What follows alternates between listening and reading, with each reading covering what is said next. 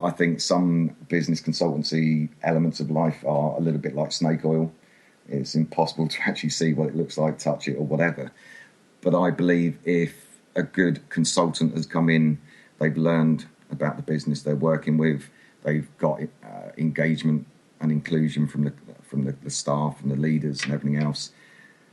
I think the measurable, the tangible, is the fact that it's not just down to bottom line; it's just down to working culture. If your culture has improved, if you've started to enjoy what you do more, if you, as a result of enjoying it, you start to come up with new ideas. Those new ideas are starting to reach new markets or new points of interest. I think if you've got the clear and positive outlook in business that you didn't have before you got the consultant in, you will see that your bottom line will improve. I think the big weakness is that people expect a business consultant to go and put £1 billion on people's bottom line overnight. But I always try to educate people that you shouldn't go chasing money. If you go chasing money, you'll never get it. And if you go chasing success, you've got a great chance then of a better income. And I think a good business consultant will sit, talk, learn, educate, and be brave enough to tell you when you're wrong. Obviously, with the conversations you and I have had, Phil, over the times, you know that I'm not frightened to tell people if elements of their business is not quite where it should be. But I think a lot of good consultants, they don't go wearing their heart on their sleeves. They come out with a strategic plan, review, monitor, and then the business leaders do sit back and go, yeah, do you know what? That kind of worked, actually. I'm working less, I'm achieving more, my staff are happier. Oh, and by the way, my bottom line's improved as well. Sure. All great things.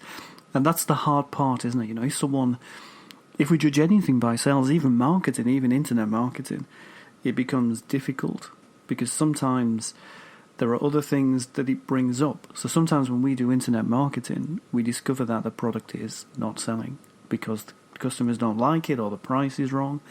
But what marketing does is brings that fact to life. And in your case, because you are sometimes enhancing a culture or even enhancing a lifestyle, there isn't a direct sales figure on that immediately. There could be in the future, but it's how that can be measured for the person, and it really comes down to how they feel. I agree. And the other thing is you can look at it as well, even if you do consider that a lot of business leaders will review you within minutes as to whether their bottom line has sort of gone up. I think what is quite a measurable element is the activity that's being achieved as a result of the new structure. The software house that I'm working with, as you know, the culture, the cultural change that I put into that business now has allowed them to basically have faith in the fact that their product is stronger than they genuinely believed it was before I met them. And instead of now quoting 4-figure sums, they're now quoting 6-figure sums, and they're quoting more of them. Their pipeline is probably 10 times greater than it was. And they're now aware, because of the plan and because of the guidance that I've given them, that see, as long as you continue to do the same things and as long as you have the same positive habitual habits, you'll see that your pipeline will improve, and as long as you do the right things within the pipeline, it will generate sales. Great stuff. So Simon, how has the online world helped you and helped your clients grow their businesses? Despite your youthful looks, I know you've been doing this a little while, so things must have changed. Yes, ULA has done me a lot of favours. I think a lot of it is, if you use online strategically, if you use it correctly and effectively, it is a great thing. I'm a great supporter of things like LinkedIn and Twitter. I think they're very strong. And I think depending on the client I'm working with depends on what their online presence needs to be. I think if you've got more of a service-led industry, it might be that you're talking B2B as opposed to B2C. But online has certainly allowed us to positively increase our profile and our awareness. And as long as it is used correctly and not used in guerrilla tactics like some people do, it has for sure complemented my business and also the clients that work with me as well. Great stuff. It's becoming, I think, more and more about people, which is a good thing. You know, so online video, podcasts like we're doing now, it's bringing people forward again. And bring it together as well, which is really important.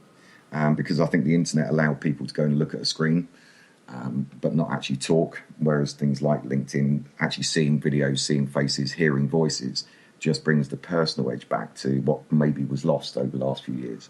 I think so, definitely. So we're in a bit of an unprecedented time in the UK. What do you think will change for businesses over the next 12 months? Obviously, I'm not going to mention politics because that would be a bad thing to do, because people's opinions are people's opinions. But I think, regardless of whether you're pro-leaving Europe or whether you want whatever it was, I think what you've got to do is just embrace the change. And it's, I think, going to be a bit churlish to actually say this is going to happen over the next 12 months. But I think the next 12 months will allow people to create an urgency, create a brand, create an opportunity for what might come after the Brexit leave. So I think now is a great period of time. In the last 12 months, it's been a little bit nerve-wracking. I think since Brexit, regardless of your views and thoughts, there seems to be a bit of a buzz out there at the moment. There seems to be a few more great ideas coming out of the woodwork. There seems to be a few more people willing to reinvent what they do, to jump on whatever bandwagon is going to appear in the next 12 months. So I see positivity for the next 12 months for sure. And as long as people have got a plan, they've got a structure, and they've got a determination, they'll reap the rewards of whatever happens. Very good. And what about your own business? What's coming next for Simon and Triso? I think what's coming for us is constantly looking to change, constantly looking to evolve. But I think there'll be other consultants who will come into the company to focus on areas where, because even myself with the experience and the successes I've had, I'm still willing to accept I don't know it all.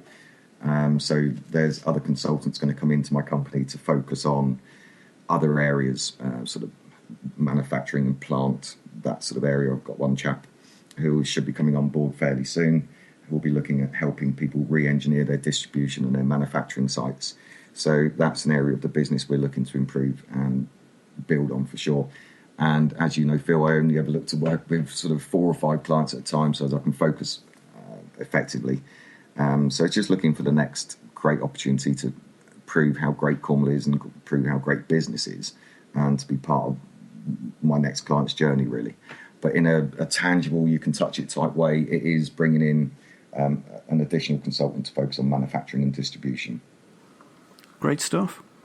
And let's say that special client is out there somewhere hearing this podcast. Where can we find you online? Okay, my choice of using LinkedIn is to not have a company LinkedIn, but people will find me as Simon Jones. If they look for me, there's a lovely picture that my wife took of me looking at some trees, which is very nice. There's also Triso_Cornwall for Twitter.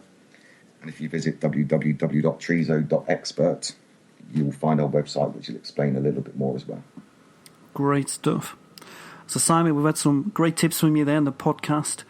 Any final message you want to give everybody listening? Enjoy your business. Own your business. Don't let it own you. And remember why you went into business in the first place. That's the final thoughts I would give. Fantastic stuff. Motivational. I like that. Thanks. Simon, it's been fun. Thank you for today's podcast. I hope you enjoy the rest of the day. And you, Phil. Thanks. My name is Phil Byrne, and I'd like to thank you for listening today. If you have any questions on anything you have heard in today's podcast, feel free to email your queries to podcasts@positivesparks.co.uk. We are an online advertising team who strive to help you thrive online. Want to know where to start with pay-per-click for your business? Download our free online advertising pack at positivesparks.co.uk/pack. Until next time, goodbye.